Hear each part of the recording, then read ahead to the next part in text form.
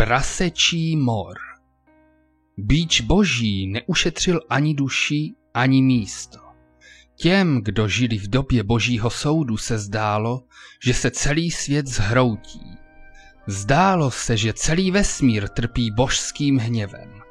Nejprve přišli démoničtí stepní pohané z východu, aby terorizovali křesťanstvo.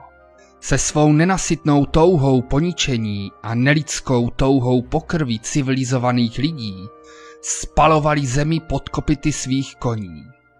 Dalo by se předpokládat, že jako důkaz pro své pekelné pány. Po tatarské hrozbě přišel velký hladomor, který byl tak krutý, že se dříve bohabojní lidé uchylovali k infanticitě a kanibalismu. Velký hlad dohnal lidstvo ke konzumaci vlastních. Během těch 2 strašlivých let neúrody, hladomoru a dobytčího moru zemřelo mnoho duší. Až tě bude tísnit tvůj nepřítel, budeš pojídat lidské maso. Po velkém hladomoru přišla na lidstvo nejhorší z pohrom. Šířila se z východu po mořích a obchodních cestách. Neviditelná nákaza, která neušetřila nikoho na své cestě.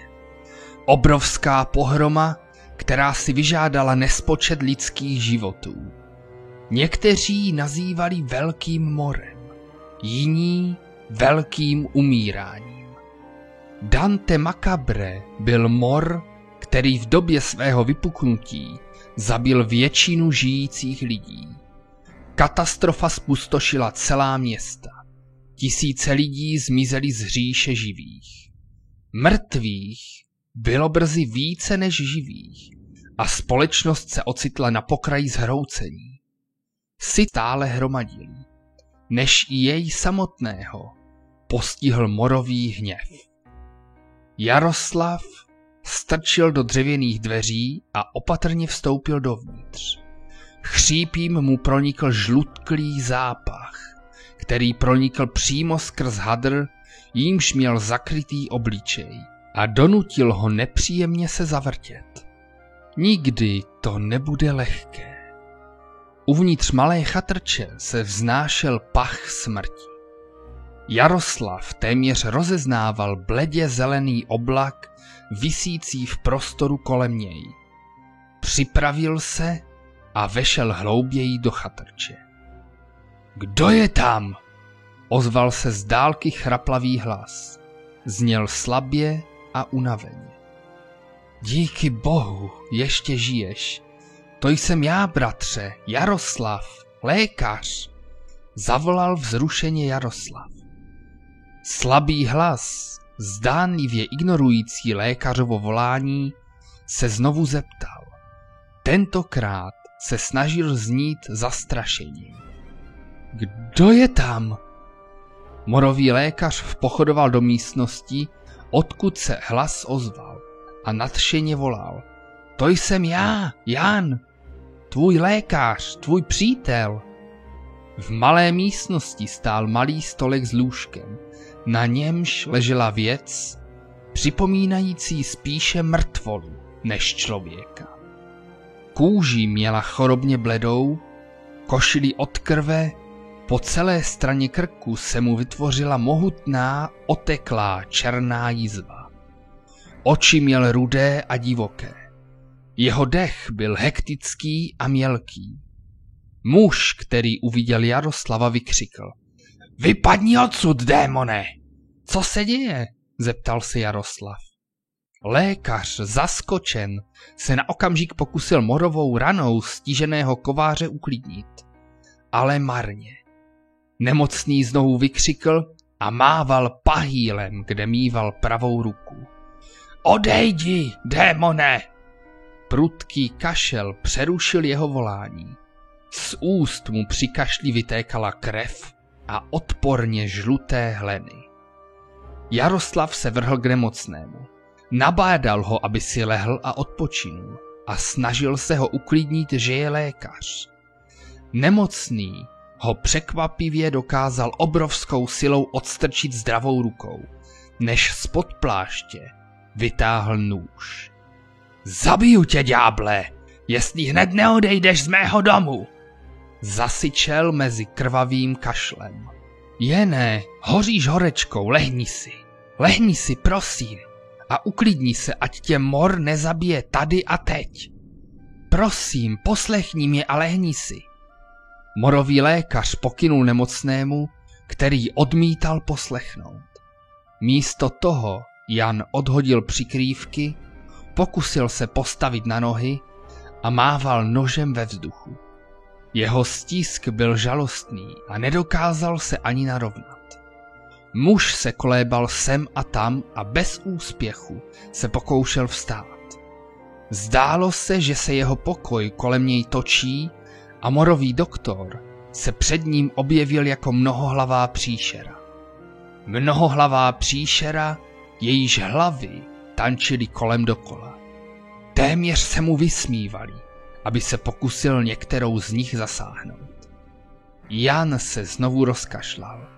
Tentokrát vyplivl jen nažloutlý hlen a pak se zhroutil na postel v bezvědomí. Nůž mu spadl na zem a škrábl pahýl, který mu zbyl z pravé ruky. Morový lékař se na tu spoušť díval s naprostým zmatkem. Celý výjev byl nesmírně bolestivý. Nejdřív musel vidět, jak mužova rodina vymírá strašlivou smrtí.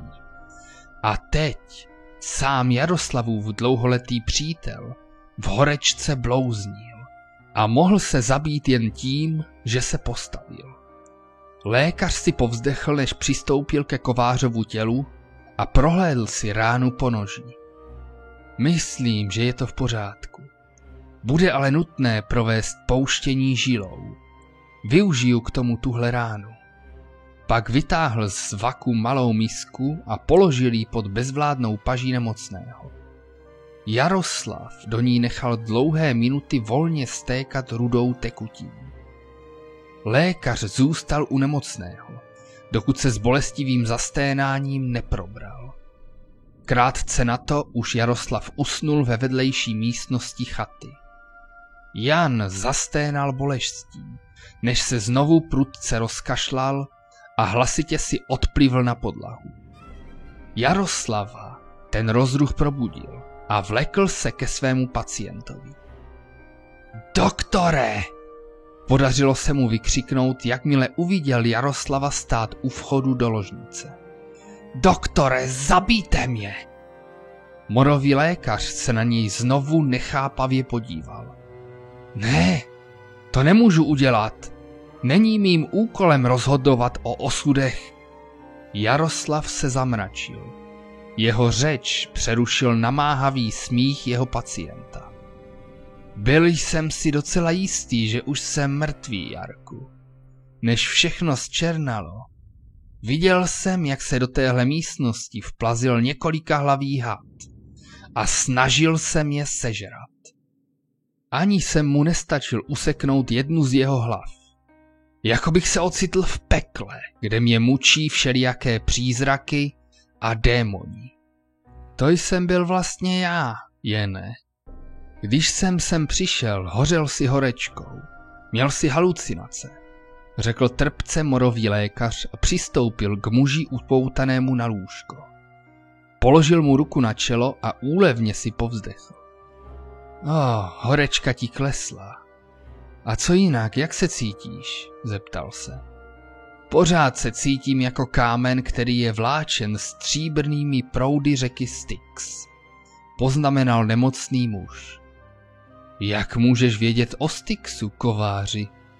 Zeptal se pobaveně morový lékař. Možná mám hodně síly, ale také bystrý rozum, doktore. Oba muži se společně zasmáli, než doktor poznamenal. Máš štěstí, že jsi byl dnes můj poslední pacient. Nebýt mého pouštění krve, nemoc by tě možná sežrala rychleji. Jo. Malý kousek světla z Janových očí náhle zmizel. Atmosféra v místnosti se náhle změnila. Stěžkla a ochladla. Víš, ta část o tom, že jsem chtěl umřít, To nebyl vtip. Spíš se uzdravíš, než umřeš, starý příteli, poznamenal lékař a položil nemocnému ruku na rameno. Většina lidí to tak dlouho nevydrží a zdá se, že tvůj kašel je s každým dnem méně krvavý. Jarku, já jsem jí viděl. Koho jen? Koho jsi viděl? Nemocný měl mrtvé oči, jako by z nich úplně vyprchalo světlo.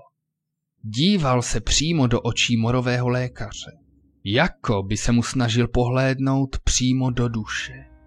A třesoucím se hlasem vyslovil jméno Michaelu. Morový lékař cítil, jak mu tuhne krev v žilách. Chloupky na zátylku mu vstávaly, jak nevěřícně couval. Tlukot jeho srdce byl stále slyšitelnější. Šok z toho odhalení ho donutil znechuceně couvnout a přecházet sem a tam po místnosti. Maniakálně si prohrabával vlasy, když se upřeně díval do slzících očí nemocného muže. To není možné, Jane. To prostě není možné. Byla mrtvá, tvoje... Přerušil ho kovářův plačtivý protest. Já vím, že byla mrtvá. Moje dcera byla mrtvá, stejně jako ostatní mé děti. Ale já ji viděl. Morový lékař na něj nevěřícně zíral. Něco nebylo v pořádku. Možná, že to byl další blud vyvolaný horečkou. Chtěl se o té myšlence zmínit, ale raději nechal strápeného pacienta domluvit. Objevila se uprostřed noci, kostnatá, bledá, sotva se podobala sama sobě. Jen tam tak stála nad mou postelí. Jan zběsile ukazoval do vzduchu. Její kdysi bujné zlaté vlasy byly řídké a černé. Její zelené oči byly tak rudé. Jen tam stála a zírala na mě, dokud jsem se neprobudil. Když jsem ji uviděl, vykřikl jsem hrůzou. Byl jsem v pekle. V místnosti byla taková zima a ani tam neprosvítalo měsíční světlo jako teď. Nebylo tam nic. Černočerná tma. Přísahám ti. Byl jsem v pekle. Byl jsem si jistý, že jsem v pekle. Jaroslav se otočil a zatímco jeho přítel dále blouznil, vyšel z místnosti. Neschopen zvládnout absurditu situace. Viděl už mnoho blouznících obětí moru, ale nikdo z nich netvrdil, že viděl své mrtvé příbuzné. Ta dívka nemohla být živá. A pokud byla duchem, proč byla jediná? Tolik lidí bylo pohřbeno nevhodně a přesto bylo tohle jedno české dítě jediné, které nedokázalo přejít na druhý břeh. To je přece nesmysl. To se ti jen zdálo, Jene. Za pár dní se vrátím. Doufám, že do té doby zůstaneš naživu. Momentálně ti už nemůžu nijak pomoci. Tvůj život je v rukou našeho Pána. Důvěřuj mu. Nemocný vzhlikavě vykřikoval nesrozumitelné věci, zatímco morový lékař opouštěl jeho chýši. Když vyšel ven, přiblížilo se k němu prase. Poznal to zvíře. Janovo oblíbené prase. Pes, pojmenované tak pro svou inteligenci podobnou psovi. Pohladil zvíře a pokračoval v cestě domů. Následující den měl být rušný. Se šlechtici bylo totiž vždycky těžké jednat. Zvláště pak v dobách, jako byla tato. O 3 dny později se Jaroslav vrátil do chýše Jana Kováře. Uvnitř malého dřevěného stavení se stále vznášel smrtelný zápach. tentokrát se mísil s nějakým jiným pachem. Něčím masitým a téměř sladkým. Něčím povědomým. Morový lékař si utáhl kolem obličeje hadr a vešel do místnosti, v níž kovář odpočíval. Dobrý den, doktore, poznamenal nemocný kovář a chlemtal guláš. Vypadáš dnes lépe, Jene. To jsi uvařil ty? Vyptával se svého pacienta, když seděl vedle postele a vybaloval svůj váček. Samozřejmě, kdo jiný by to mohl uvařit? Ti duchové snad, co mě pronásledují? Poznamenal kovář, než zakašlal přímo do guláše a kapičky krve a hlenu dopadly dovnitř výživného odvaru. Sotva jsem to zvládl uvařit. Bolí mě celé tělo, mám pocit, že se mi mor snaží rozdrtit kosti pokaždé, když pohnu nějakým kloubem. Nepomáhá ani to, že mám teď jen jednu ruku. Dopil a pokračoval v hltání dalšího guláše. Morový lékař se při pohledu na něho zarazil a pomyslel si, že kovář už asi přichází o rozum. To je dobře, poznamenal směrem ke svému pacientovi. Tak jak se ti dařilo ty 3 dny, Jene? Dobře, odpověděl. Nemocný přestal jíst a upřeně se mu zadíval do očí. Jednu noc jsem slyšel, jak nějaký pes trhá jedno z mých prasat. Bylo to hodně vrčení a kvíčení a pak něco prasklo a zapraskalo.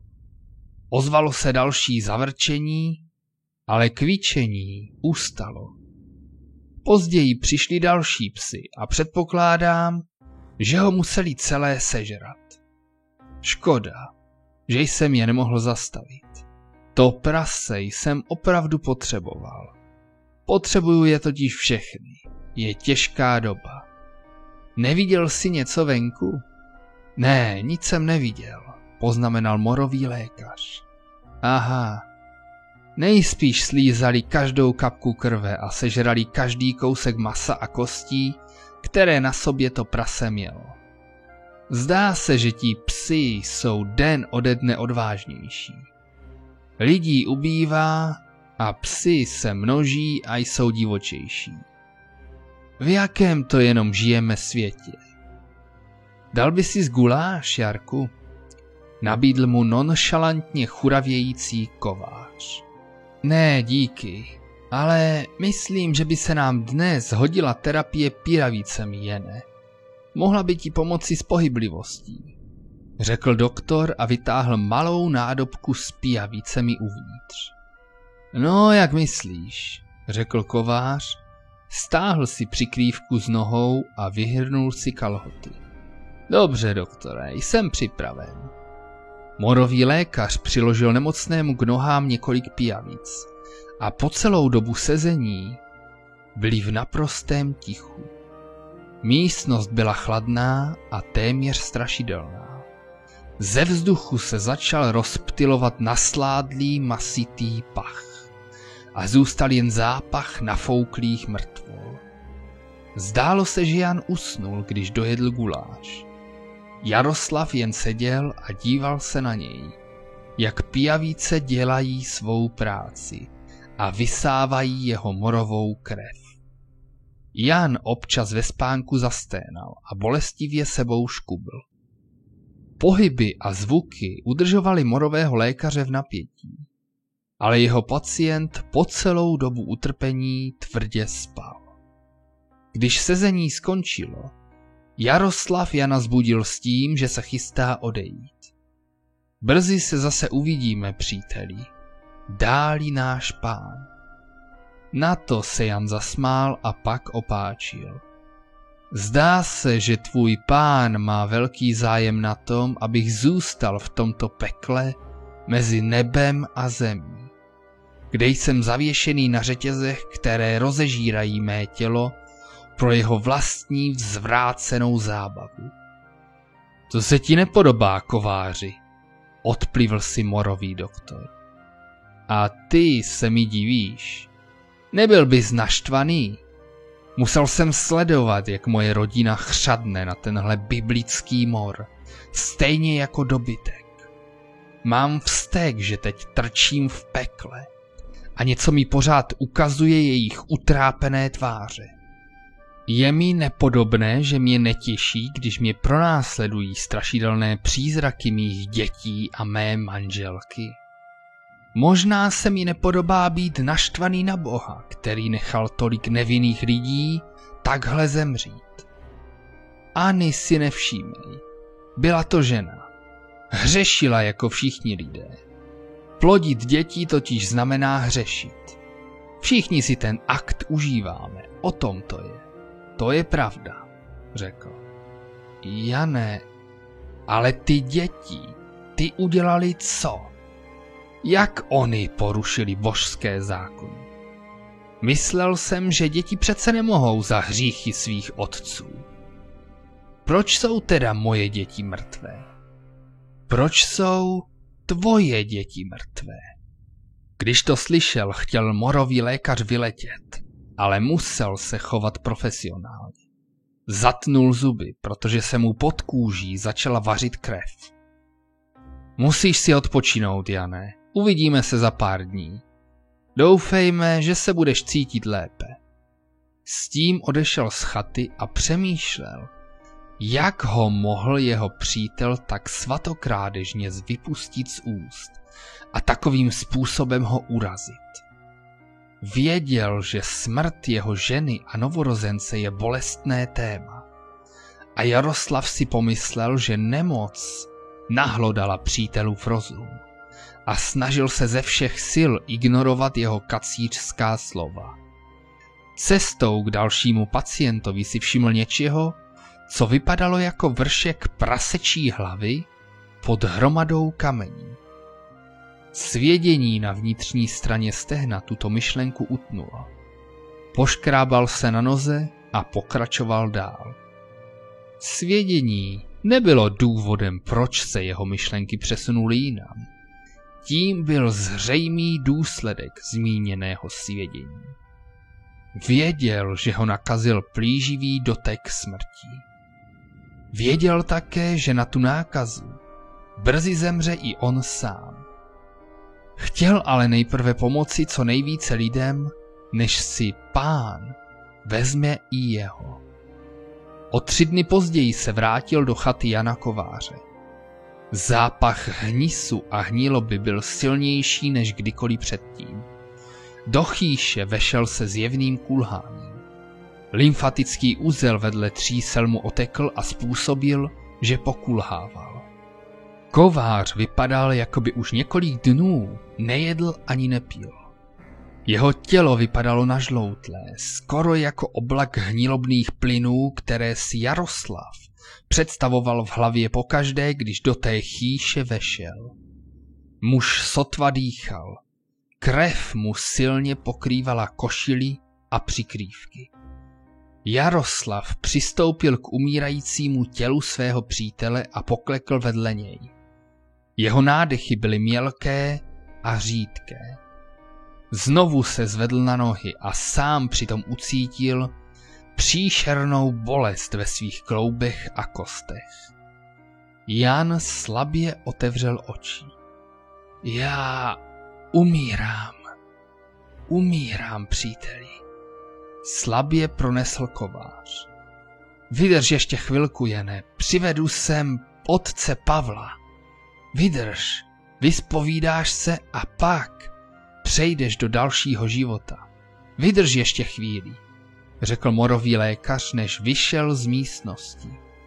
Když vycházel z chýše, slyšel, jak Jan Kovář zakašlal tak silně, že předpokládal, že se udusí vlastními slinami a zemře. Kráčel co nejrychleji ke kostelu. Zatínal zuby bolestí, protože ho pálila noha a třísla v důsledku otoku v této oblasti. Šel tak rychle, že si nevšiml prasečí lebky, která na něj zírala z malé hromádky kamení. Kdyby si ji všiml, připadalo by mu to krajně podivné, protože prasečí lebka vypadala, jako by byla položena na skalním oltáři. O hodinu později se morový lékař vrátil s knězem do chaty Jana Kováře. Kněz vešel do chaty s velkým nepohodlím a lékař ho následoval. Zápach uvnitř chýše přiměl duchovního, aby se nepříjemně zavrtěl a posunul. Pod nosem si mumlal, že doufá, že to bude rychlé. Jaroslav byl viditelně rozrušený, když to slyšel, ale nemohl si dovolit to dát najevo. Netoužil potom, aby byl ještě souzen za kacířství. Jakmile vstoupil do Janova pokoje, byl kněz viditelně znechucen vzhledem umírajícího. Musel vidět stovky obětí morů, ale nikdy se nedokázal smířit s hrůznými obrazy, které mor vyvolával. Přistoupil k umírajícímu muži a ze všech sil se snažil skrýt viditelné znechucení ze své tváře. Dotkl se mužovi ruky. Jan otevřel oči, pohlédl na duchovního a vykřikl prosté, ale ostré: Otče, já umírám. Kněz pokynul Jaroslavovi, aby opustil místnost a postavil se vedle Jana. To vidím, syn. Máš nějaké hříchy, ze kterých by ses chtěl vyznat? Protože Pán je nám svědkem. Ano, otče. Vyznej se a čiň pokání, mé dítě. Zhřešil jsem svým srdcem, otče Pavle. Dostal jsem vidění vysokého a zářícího muže se 3 tvářemi a 3 hlavami. Jeho světlo bylo téměř oslepující. Podíval jsem se na jeho tváře a pásky ze zlata mu zakrývaly oči, aby nemohl hřešit ani mluvit o našich pozemských hříších. Stál nad mořem křížů a v ruce třímal velký a mocný plamenný meč. Vidět boží obraz není hřích, mé dítě, uklidňoval kněz Jan. Chceš se ještě z něčeho vyspovídat? Ne, otče, to nebyla svatá trojice.